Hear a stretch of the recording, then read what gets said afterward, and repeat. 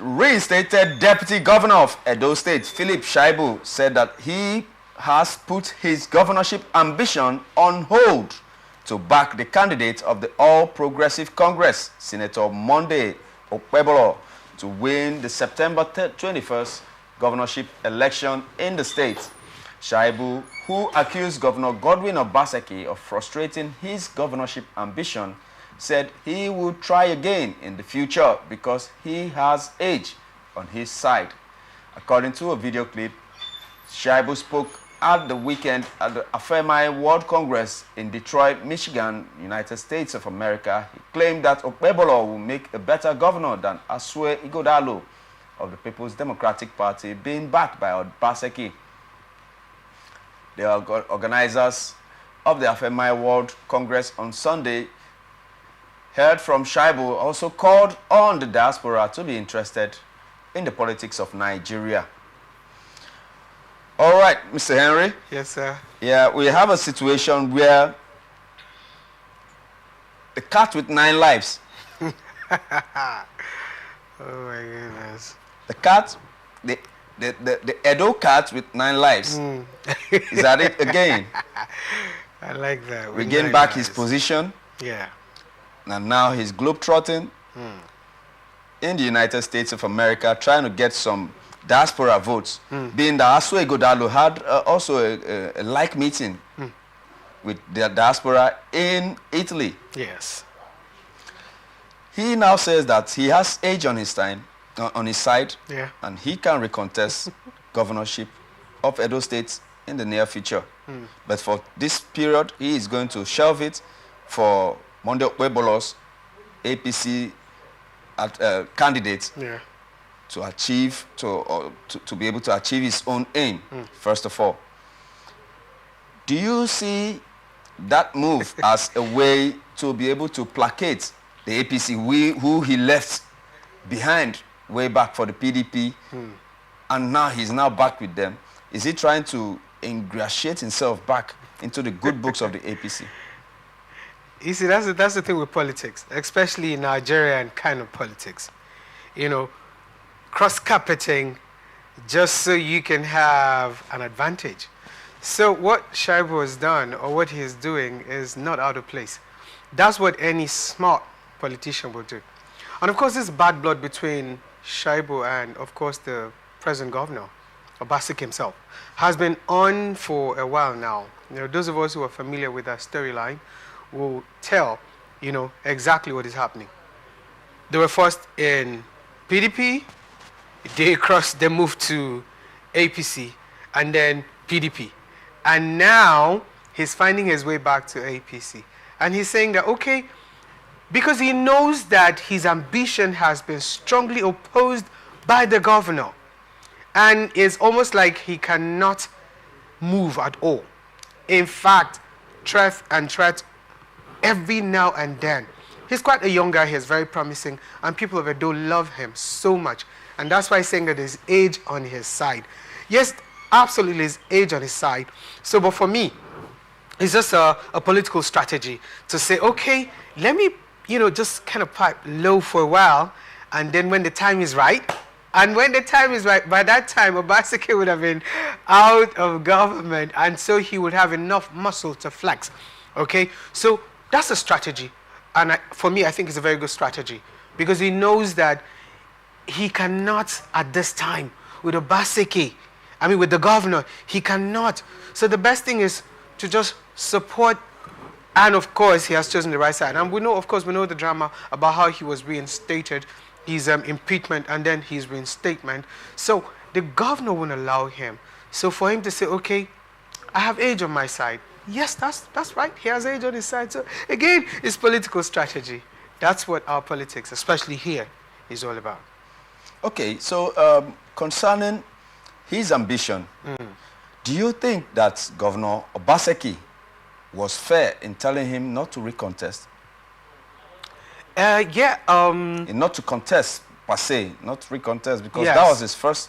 This is, of course, that was his first forage into the gubernatorial exactly terrain. Exactly. So he is saying that the dictatorial stance of Obaseki prevented him initially from getting the prize seat. Yes. Do you think Obaseki was right in barring him from contesting for this position? Yes, of course. Anybody will do the same. I give it to you, sir. If it were you, or if it was you as the governor, and then you have someone you're closely working with who is supposedly opposing you, okay, who is like a pain in the neck, I mean, like really under your skin, it's only normal for you to say, okay, if you're not going to be for me, I'll strongly be against you. So, although what Obaseki is doing is not the right thing, we all know that. Anyone who is objective and, you know, in his or her reasoning will say, okay, no, this is not a way forward for our politics. So I can give it to you here for free that it is not the right thing to do. But then again, it's politics. That's how it is, especially here in this part of the world. In fact, let me narrow it down to Nigeria. You know that's how it is. So Obaseki, yes, is not doing the right thing, but this is just all he can do. You are not on my side. You've always been against me, and I'm the #1 man. Now that you're indicating interest, how are you going to run? Let me see how you'll pass. So that's what Obaseki is doing with him. Obaseki is saying, no, not with me in the house. Not with me as the #1 man. No way. You cannot have your ambition see the light of day. Being that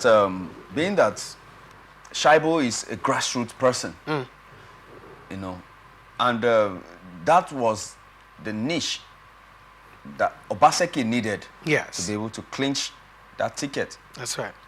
Twice. Even when he went against his passe godfather, being in the person of Adams Oshomole. That's right. But because of the instrumentality of Shaibu, he was able to go for 2 times, and Shaibu was steadfast with him. Yes. Do you think he should have returned the favor, or his political calculations that did not include Shaibu and no other place for Shaibu made it fair enough? I think that for Obaseki, you know, there's this thing about saying I'm the captain of the ship. So I determine what goes on, you know, on board. You understand it? So for him, he felt like, okay, I decide who runs, I decide who goes, and whose turn it is to run, you know. So as at the time that this guy wanted to run, for Obaseki, it was not his time yet. That was, you know, they have this calculation, they have this premise. So for Shaibu to have wanted to run at the time that he indicated interest, Obaseki was saying, no, it's not your time yet, calm down. But because this guy is a grassroots guy, just like you said, so but he kept pressing. The body language was there. Of course, he had the people on his side. And as a #1 person, as a captain of a ship, he felt like, no, you're going out of hand. You're betraying me. You're not following the books. And so that was why that stronger position. So it was not his time. You know, even though he has the people, he's a grassroots person, he was instrumental to the re-election of Obaseki and all of that. But Obaseki is saying that, no, it's not your time yet, calm down. As at the time that their problems started, he was saying, no, it's not your time yet. I decide who goes and who doesn't go. But for you to still be pushing, it shows that you're not ready to work with me. That was where the problem was. Okay, but I think that was dictatorial, being that, I mean, the Constitution does not bar anyone from contesting for that position.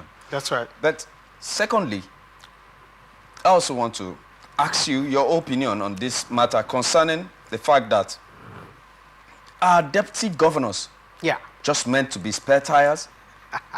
Okay. Deputy governors should be bereft of any ambition. Deputy governors should just be there and sit and not have a voice. What is the role of a deputy governor at the tenure expiration of his principal? Yeah, you're right in saying that they should not just be figureheads. Honestly, they should have a say, they should have a voice, they should be right at the top of affairs, you know. In fact, they help the governor, they help the #1 person to succeed. To just make them rubber stamp is actually not the right thing to do. Again, this country is really like we're just believing that Nigeria will become a better place someday, okay? Where we all have a part to play, okay? But for now, in the political climate, atmosphere of Nigeria, things are not going the way they should go. It is not right to make the deputy not to have a voice, not to want to be able to flex, especially when your tenure as the number one person is aspiring. He should be able to nurture an ambition and also fly with it. So why want to truncate it? Why want to suppress him? So it's really not the right thing, actually. It's not. Okay.